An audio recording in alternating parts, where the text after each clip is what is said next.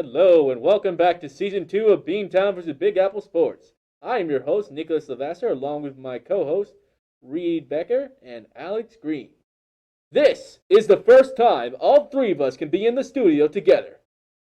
Now guys, how excited are you to be here with all three of us here? I'm super excited. I don't know about Reed, but I'm super excited that we can all be together in person. This is the first time, as Nico mentioned, so I'm just super excited. Yeah, it's really exciting. I mean, thinking of the fact from last fall, this time last year, being online from home doing it, to now, then in the spring we were doing it, but only two people could come in and socially distanced. Now we're all together. It's great. Doing online was a pain. I didn't like it very much, but I'm just glad that all three of us can do it now in person. Absolutely. I would totally agree. Today we'll be discussing the Boston Red Sox and the New York Yankees as the regular season wraps up and the postseason approaches. So Reed, how have the Yankees been doing this season and where do they stand heading into the end of the regular season? As of right now, the Yankees are a half a game ahead in the second wild card spot ahead of the Toronto Blue Jays. However, they had a miserable weekend series at Yankee Stadium versus the Cleveland Indians, but they finally picked it up with a win versus the Texas Rangers. The Yankees' offense is pretty loaded with Aaron Judge, Giancarlo Stanton, Joey Gallo, Anthony Rizzo, and Gary Sanchez, just to name a few. However, the big question for the Yankees has been their starting rotation all season, as Luis Severino is now back for the first time in 2 years, but he will be pitching out of the bullpen. The Bronx Bombers also have Jamison Tyone on the IL, but he is expected to be back in the coming days. As for the bullpen, Zach Britton had a lost year this year and is now out for the rest of the season with a strained UCL, which required Tommy John surgery.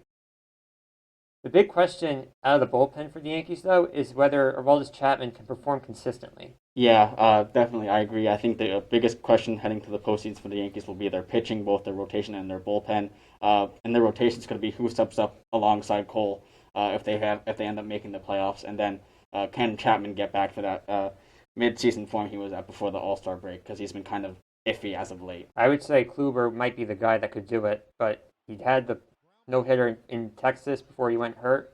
He would be the guy I would count on. Yeah, it will be interesting to see how the Yankees finish off their season. If they make the playoffs, how far are they able to go? Moving on. Alex, how have the Red Sox been doing this season and where do they stand heading in October?